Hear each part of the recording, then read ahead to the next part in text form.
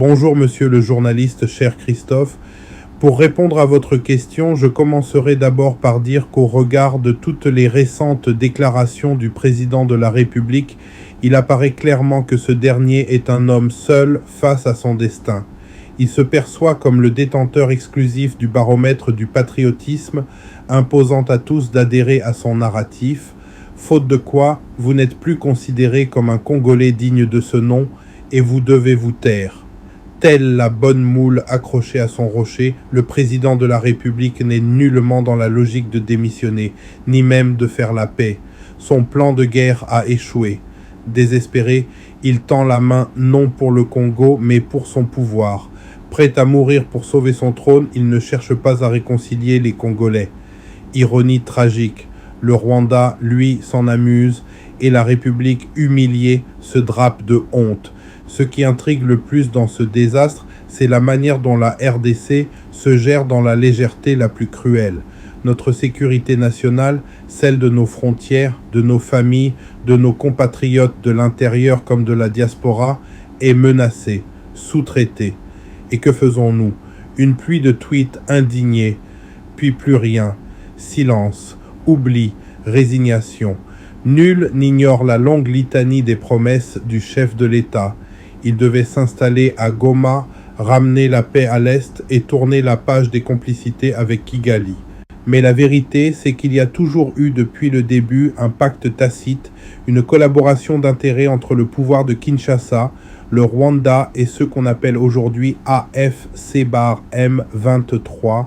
Chacun joue sa partition dans ce drame ancien qui ensanglante nos familles depuis des décennies. Et aujourd'hui, le président préfère périr plutôt que d'accepter un dialogue interne, global et inclusif. Un dialogue de vérité capable de traiter les causes profondes de nos fractures. C'est cela, la réalité, un pouvoir enfermé dans une logique de suicide collectif.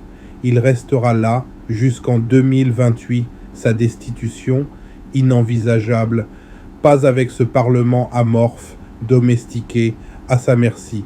Un Parlement où il détient la majorité absolue dans les deux chambres et où la peur de déplaire a remplacé le sens du contrôle. Alors, pour ceux qui rêvent encore d'un départ anticipé, qu'ils retiennent deux vérités simples. La première, c'est que ce départ est impossible. La seconde, c'est qu'il est infaisable. Mais au-delà des illusions, ce pays n'a pas besoin de demi-mesures. Il faut des solutions réelles, profondes, durables, à la hauteur de la crise.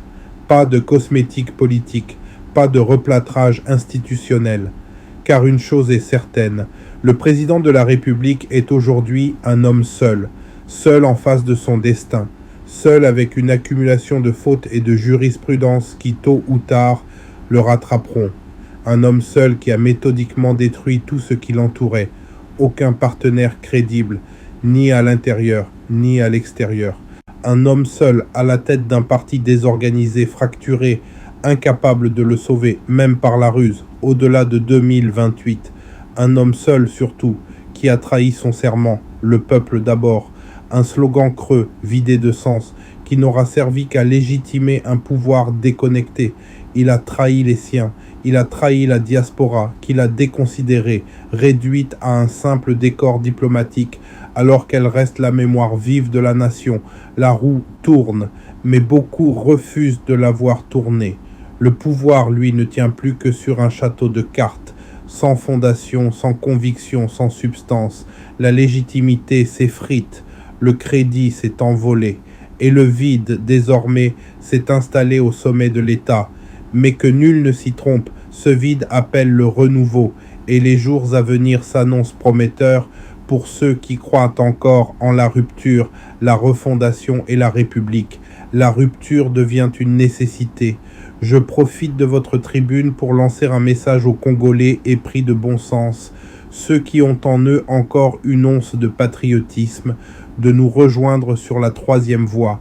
Faites-le par conviction ou par obligation morale. Vive la 3R. Merci encore une fois, cher Christophe.